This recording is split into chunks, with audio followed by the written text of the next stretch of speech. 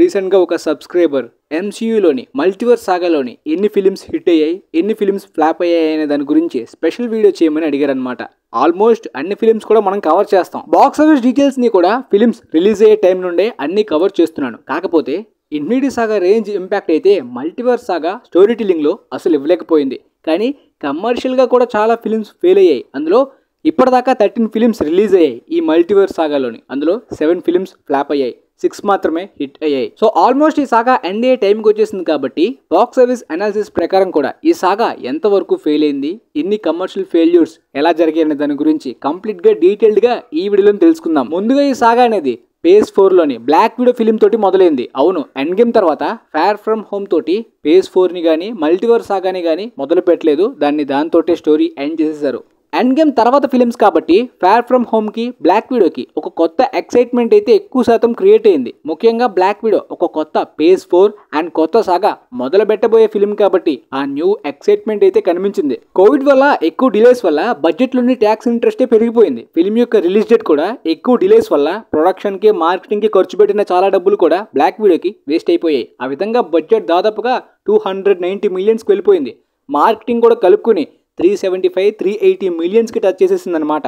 కాబట్టి break even target థియేట్రికల్గా 750 నుండి 800 millions దాటి కలెక్ట్ చేయాలి. అంత పెద్ద టార్గెట్ అనమాట. కానీ డిస్నీ ప్లస్లో ఈ ఫిల్మ్కి ఎర్లీ యాక్సెస్గా $30 తోటి ఆ టైంలోని థియేటర్స్కి డిస్నీ ప్లస్కి ఒకే టైంలో రిలీజ్ చేశారు. థియేటర్స్ దగ్గర ఈ ఫిల్మ్ ప్రపంచవ్యాప్తంగా 380 మిలియన్స్ కలెక్ట్ చేసింది. చాలా బ్యాడ్ పర్ఫార్మెన్సే చాలా పెద్ద టార్గెట్కి. కానీ డిస్నీ ప్లస్లో ఈ సినిమాకి 125 మిలియన్స్ వచ్చాయన్నమాట. స్ట్రీమింగ్ ప్రాఫిట్స్లో కూడా అమెజాన్ ప్రైమ్ స్టిక్ వాళ్ళు అండ్ యాపిల్ టీవీ వాళ్ళు 15% తీసుకున్నారు. ఎందుకంటే ఎక్కువ హౌస్ హోల్డ్స్ ని టార్గెట్ చేయడానికి వాళ్ళని కూడా యూజ్ చేసుకున్నారు డిస్నీ ప్లస్ వాళ్ళు. అదంతా పోయాక కూడా వాళ్ళకి 105 మిలియన్స్ మిగిలిందనుకోండి. కాకపోతే ఈ థియేట్రికల్ అండ్ స్ట్రీమింగ్ కలుపుకున్నా కూడా వాళ్ళ బడ్జెట్ ని మార్కెటింగ్ కాస్ట్ ని అయితే మాత్రం రీచ్ కాలేకపోయారు.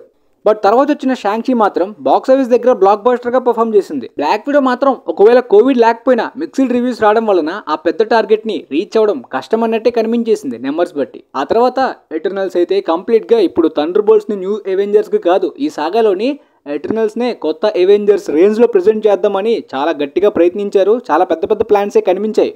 బట్ స్క్రిప్టే it doesn't make any sense అన్నట్టు. అసలు అన్కన్విన్సింగ్ గా వాళ్ళ క్యారెక్టర్స్ ని ఇంట్రడ్యూస్ చేయడం, ఇప్పుడు కనెక్ట్ చేయడం ఏమాత్రం కూడా కన్విన్సింగ్ గా అనిపించలేదు. కాబట్టి క్రిటిక్స్ అండ్ ఆడియన్స్ ఇద్దరు దగ్గర నుండి రిజెక్ట్ అయ్యి ఈ ఫిలిం బాక్స్ ఆఫీస్ దగ్గర డిజాస్టర్ అయ్యింది. దాదాపుగా 232 మిలియన్స్ దాటి బడ్జెట్ పెట్టారు. 550 మిలియన్స్ దాటి కలెక్ట్ చేయాలి. సో బాక్స్ ఆఫీస్ దగ్గర ఎటర్నల్స్ కేవలం ఫ్లాప్ మాత్రమే కాదు, డిజాస్టర్ అనమాట. పెద్ద లాస్ ని పెట్టింది. కాబట్టి పార్ట్ 2 కి సంబంధించిన ప్లానింగ్స్ అన్ని కూడా క్యాన్సిల్ అయిపోయాయి. ఇప్పుడు ఈ సాగాలో మళ్ళీ ఆ క్యారెక్టర్స్ ని పెట్టాలన్నా కూడా భయపడి పక్కన పెట్టేశారు. ఎందుకంటే సీక్వెల్ ని ఇంకాస్త పెద్ద బడ్జెట్ లోని పెద్ద ప్లానింగ్స్ చేసుకున్నారు అనమాట. కానీ ఇప్పుడు అంత పెద్ద బడ్జెట్ పెట్టే ధైర్యం కూడా లేదు అండ్ రిప్యుటేషన్ కూడా పడిపోయింది. సూపర్ హీరో ఫటిక్ కూడా వచ్చేసింది.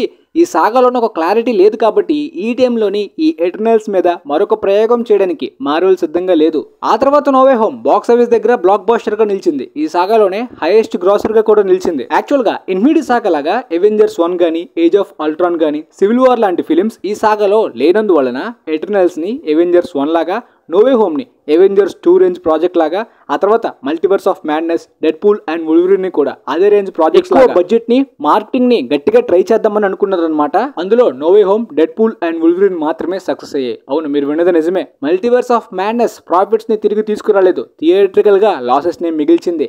మొన్న మోస్ట్ ఎక్స్పెన్సివ్ బడ్జెట్స్ ఫిలిమ్స్ గురించి లిస్ట్ చేసినప్పుడు ట్యాక్స్ ఇంట్రెస్ట్ అంటే ఏంటి, చాలా ఫిలిమ్స్ డిలేస్ వల్ల అంతంత బడ్జెట్స్ ఎందుకు ఇంక్రీజ్ అయ్యి బాక్స్ ఆఫీస్ దగ్గర లాసెస్ ని ఫేస్ చేసేనే దాని గురించి క్లియర్ గా ఎక్స్ప్లెయిన్ చేశాను. ట్యాక్స్ ఫిలిం కూడా కలుపుకుని దాదాపుగా 415 మిలియన్స్ దాటి బడ్జెట్ పెట్టారనమాట.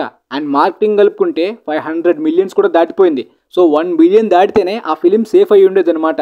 బట్ ఒక సబ్స్క్రైబర్ అడిగారు, బ్రో మల్టీవర్స్ ఆఫ్ మ్యాడ్నెస్ కి ట్యాక్స్ ఇంట్రెస్ట్ లోని యూకే గవర్నమెంట్ రిటర్న్ ట్యాక్స్ ఇచ్చేసింది కాబట్టి ఆ విధంగా బడ్జెట్ 275 మిలియన్స్ లోపే. సో ట్యాక్స్ ఇంట్రెస్ట్ వల్ల ఫేస్ చేసిన లాసెస్ ని ట్యాక్స్ పేయర్స్ రిటర్న్ ద్వారా యూకే గవర్నమెంట్ ద్వారా అదంతా కూడా కవర్ అయిపోయి ప్రాఫిట్స్ కూడా వచ్చేసాయని ఒక అతను చెప్తున్నాడు అనమాట. ఆ విధంగా dead reckoning, final reckoning and quantum mania ఇవన్నీ కూడా బాక్స్ ఆఫీస్ దగ్గర హిట్స్ అయిపోయినట్టే.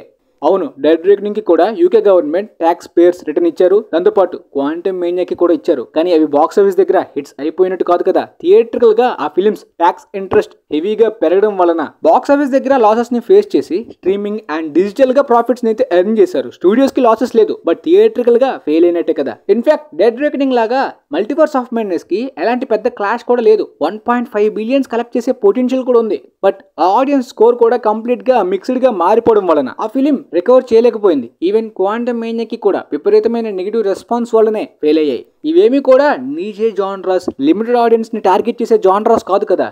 తక్కువ స్క్రీన్స్ లో రిలీజ్ అవ్వలేదు, పెద్ద క్లాష్ వల్ల ఎఫెక్ట్ కూడా కాలేదు కదా. రెస్పాన్స్ బాగోకపోవడం వల్ల ఫెయిల్ అయ్యాయి. తర్వాత రిలీజ్ అయిన థోర్ 4 కి కూడా రెస్పాన్స్ కంప్లీట్ గా ట్రోల్ మెటీరియల్ లా వచ్చినప్పటికీ రెగ్యులర్ ఆడియన్స్ అలా పాసిబుల్ గా వెళ్లారు కాబట్టి, అండ్ ఆ ఫిల్మ్ కి కూడా విపరీతమైన బాక్స్ ఆఫీస్ పొటెన్షియల్ మార్కెట్ ఉంది కాబట్టి, బడ్జెట్ కూడా నార్మల్ గా పెట్టారు కాబట్టి సేఫ్ అయిపోయింది అనమాట. కంప్లీట్ గా థోర్ ట్రాన్స్ఫర్మేషన్ గురించి కూడా చాలా మంది ఎగబడ్డారు. అయినప్పటికీ థోర్ రాగ్నరాక్ ని బీట్ చేసి థోర్ ఫ్రాంచైజ్ లో ఫస్ట్ 1 బిలియన్ గా అయ్యే ఫిల్మ్ యొక్క పొటెన్షియల్ ని వేస్ట్ చేసుకున్నారు. ఆ తర్వాత Wakanda forever maybe Black Panther 1 range లో ఆడదని చాలా మందికి తెలిసిందే. చాడ్విక్ బోస్మెన్ గారు లేరు కాబట్టి ఆ తర్వాత అంటే చాలా మంది యాక్టర్స్ చనిపోయిన తర్వాత బాక్స్ ఆఫీస్ బూస్ట్ అవుతుంది, కానీ ఇక్కడ కంప్లీట్ గా యాక్టర్ ఆ క్యారెక్టరే లేదు కాబట్టి ఆడియన్స్ యొక్క వర్డ్ ఆఫ్ మౌత్ కూడా డీసెంట్ గా ఉంది కాబట్టి బాక్స్ ఆఫీస్ దగ్గర సేఫ్ అయ్యింది. బట్ పార్ట్ 1 ని బ్రేక్ చేయలేదు. బట్ ఈ ఫిలిమ్స్ ఫాటిక్ అంతా కూడా ఒక్కసారిగా క్వాంటమ్ మేనియా మీద పడిపోయింది. ఆడియన్స్ టాక్ కాస్త డీసెంట్ గా ఉన్నా కూడా ఈ ఫటిక్ వల్ల చాలా మంది థియేటర్స్ కే వెళ్ళలేదు. క్వాంటమ్ మేనియా చాలా పెద్ద లాస్ ని ఫేస్ చేసింది. బడ్జెట్ ట్యాక్స్ ఇంట్రెస్ట్ వల్ల హెవీగా పెరగడం, క్రిటిక్స్ రివ్యూస్ కూడా నెగిటివ్ గా రావడం వలన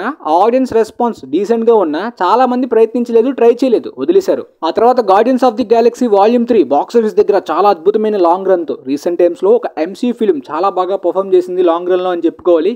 ఇన్ఫాక్ట్ ఈ సాగాలోని ఒక పర్ఫెక్ట్ ఎంసీ ఫిల్మ్ అని కూడా చెప్పొచ్చు. ఎలాంటి నాస్టాల్జియా, ఫ్యాన్ సర్వీస్ బేట్స్ కూడా లేకుండా మల్టీవర్స్ కనెక్షన్ కూడా లేని అవుట్పుట్ ఇది. బట్ తర్వాత మార్వెల్స్ గురించి క్లియర్ గా చెప్పాను. ట్యాక్స్ ఇంట్రెస్ట్ డిలేస్ వల్ల లాక్డౌన్ లో ఈ ప్రాజెక్ట్ యొక్క బడ్జెట్ 120-150 మిలియన్స్ అనుకున్నారు, తర్వాత 175 పెడదాం అనుకున్నారు.